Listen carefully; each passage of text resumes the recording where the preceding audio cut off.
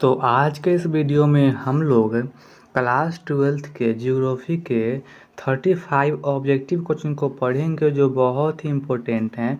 तो अगर आप क्लास 12th में हैं और आपका सब्जेक्ट ज्योग्राफी है तो आप लोग इसे अच्छे से देखते रहिए, क्योंकि इस वीडियो में हम लोग VVI ऑब्जेक्टिव क्वेश्चन को पढ़ेंगे जो आपके एग्ज़ाम में आएगा ही आएगा। इसमें से 5-6 क्वेश्चंस, तो आप लोग वीडियो को अच्छे से देखते रहिए।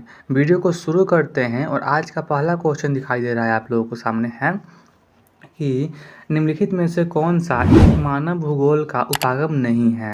तो इसका आंसर होगा ऑप्शन नंबर सी, मात्रात्मक क्रांति नहीं है। अगला क्वेश्चन है नवनिश्चयवाद संकल्पना का प्रतिपादन किसने किया। तो इसका आंसर होगा option number C, Griffith Taylor ने किया था। अगला क्वेश्चन है 3 नंबर, यहाँ पर कह रहा है क्या निम्नलिखित में से कौन सा एक जन स्थानांतरण का अपकर्ष कारक नहीं है।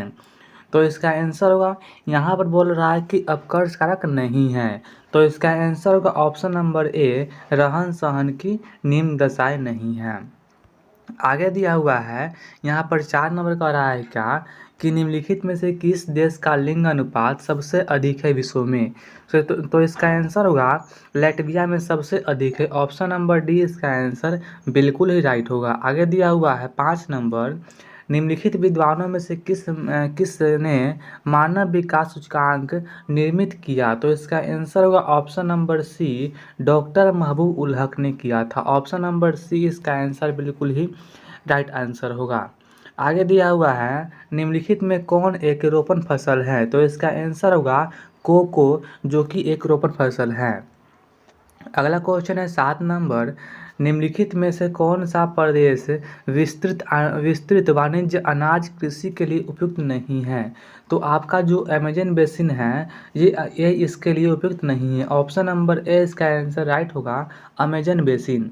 आगे हैं निम्नलिखित में से कौन कृषि आधारित उत्पाद नहीं है। तो आपका नमक है जो कृषि से उत्पादन नहीं होता है।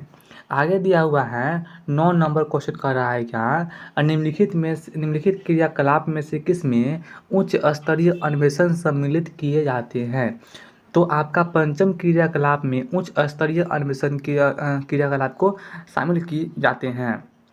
आगे दिया हुआ है 10 नंबर, बृहद ट्रंक मार्ग संबंधित है। तो इसका आंसर होगा बृहद ट्रंक मार्ग संबंधित है उत्तर भूमध्य सागर और हिंद महासागर से। ऑप्शन नंबर ए इसका आंसर राइट होगा, भूमध्य सागर और हिंद महासागर से। आगे दिया हुआ है 11 नंबर, यहाँ कह रहा है क्या क्वेश्चन नंबर 11 कह रहा है कि बिग इंच पाइपलाइन प्रवाहित करता है। तो इसका आंसर होगा ऑप्शन नंबर डी, तरल petroleum gas. Option number D इसका आंसर राइट होगा। और एक चीज़ यहाँ पर आप लोगों को बता दें कि 10 का आंसर ए नहीं होगा, बल्कि 10 का आंसर होगा आपका उत्तर अटलांटिक महासागर। ऑप्शन नंबर बी इसका आंसर सही होगा, बृहद ट्रंक मार्ग संबंधित है उत्तर अटलांटिक महासागर से। आगे देखिए दिया हुआ है क्वेश्चन नंबर 12 का रहा है क्या स्वेज नहर जोड़ती है। तो इसका आंसर होगा आप लोगों को भूमध्य सागर को लाल सागर से। ऑप्शन नंबर बी इसका आंसर राइट होगा। आगे दिया हुआ है निम्नलिखित आर्थिक क्रियाकलाप में कौन ग्रामीण अधिवास से संबंधित है। तो ग्रामीण अधिवास से संबंधित आपका क्रियाकलाप है प्राथमिक क्रियाकलाप। ऑप्शन नंबर ए इसका आंसर राइट होगा। आगे दिया हुआ है किस प्रकार की बस्ती सड़क, नदी, नहर के किनारे पाई जाती है। तो आपका हो जाएगा रेखीय प्रतिरूप। ऑप्शन नंबर बी इसका आंसर राइट होगा। आगे है निम्नलिखित में से कौन इथोपिया की राजधानी है। तो आपका ऑप्शन नंबर सी हो जाएगा, अदीस अबाबा आपका इथोपिया की राजधानी है। आगे हैं निम्नलिखित में से कौन सांस्कृतिक नगर है। तो इसका आंसर होगा आपका जेरूसलम, जो कि आपका सांस्कृतिक नगर है। तो ऑप्शन नंबर ए इसका आंसर राइट होगा। आगे हैं निम्नलिखित में कौन आंतरिक समुद्रिक पतन नहीं है। तो आपका एथेंस है जो कि आपका आंतरिक सामुद्रिक पतन नहीं है। आगे दिया हुआ है यहाँ पर 18 नंबर, यहाँ पर कह रहा है क्या 2011 के जनगणना के अनुसार भारत के किस राज्य की जनसंख्या सबसे कम है। तो आपका जो सिक्किम है वहाँ की जनसंख्या सबसे कम है। ऑप्शन नंबर डी इसका आंसर राइट होगा, सिक्किम। आगे दिया हुआ है निम्नलिखित में से किस भाषा परिवार की जनसंख्या सबसे कम है। तो इसका आंसर होगा ऑप्शन नंबर ए, ऑस्ट्रिक का सबसे कम है। आगे दिया हुआ है यहाँ पर 2011 के जनगणना के अनुसार बिहार में प्रति वर्ग के किलोमीटर जनसंख्या घनत्व कितना है? तो इसका आंसर होगा 1106। ऑप्शन नंबर बी इसका आंसर राइट होगा, 1106 है। आगे दिया हुआ है 21 नंबर, यहाँ पर कह रहा है क्या 2011 की जनगणना के अनुसार भारत की साक्षरता प्रतिशत कितना है? तो आप लोगों को पता होगा जो भारत का साक्षरता प्रतिशत है वो आपका है 74.04%। ऑप्शन नंबर बी इसका आंसर राइट होगा। आगे है निम्नलिखित राज्यों में से कौन कपास उत्पादक नहीं है? तो कपास का उत्पादन कौन नहीं करता है? तो इसका आंसर होगा आपका होगा ऑप्शन नंबर डी, छत्तीसगढ़ नहीं करता है। ऑप्शन नंबर डी इसका आंसर राइट आंसर होगा। आगे हैं निम्नलिखित में से कौन भारतीय कृषि की समस्या है? तो इसका आंसर होगा ऑप्शन नंबर ए कर रहा है निम्न उत्प्लवता। ऑप्शन नंबर बी है विखंडित जोत और ऑप्शन नंबर सी है अनियमित मानसून। तो इसका आंसर होगा ऑप्शन नंबर डी, इनमें से सभी। आगे दिया हुआ है क्वेश्चन नंबर 24 का रहा है क्या निम्नलिखित में से कौन सबसे छोटी बेसिन, मतलब कि कौन सबसे छोटी है? तो इसका आंसर होगा ऑप्शन नंबर सी, माही बेसिन सबसे छोटी बेसिन है। ऑप्शन नंबर सी इसका आंसर राइट होगा। आगे हैं निम्नलिखित कोयला खदानों में कौन झारखंड में नहीं है?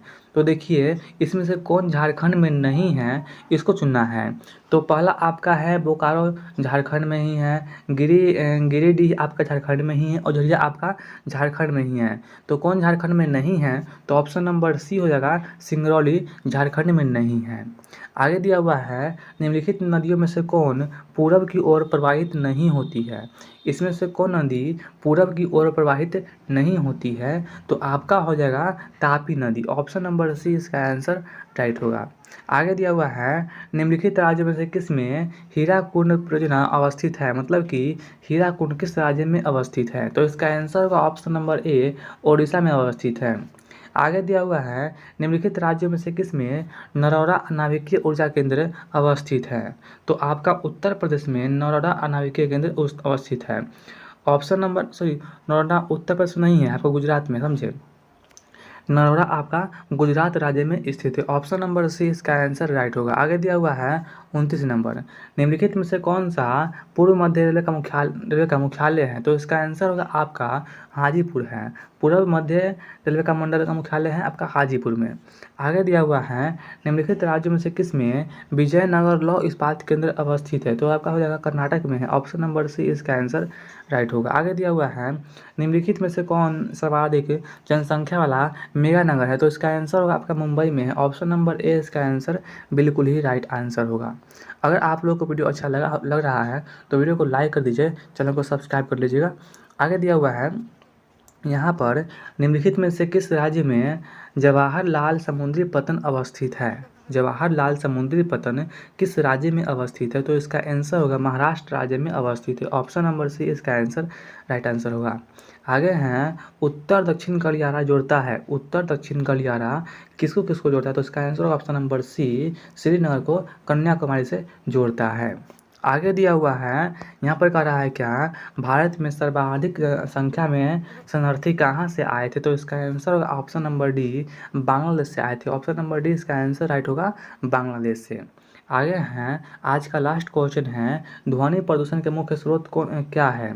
तो इसका आंसर होगा ऑप्शन नंबर डी, इनमें से सभी। उद्योग भी है, मोटर वाहन भी है और लाउड स्पीकर भी है। तो ऑप्शन नंबर डी इसका आंसर राइट होगा, इनमें से सभी।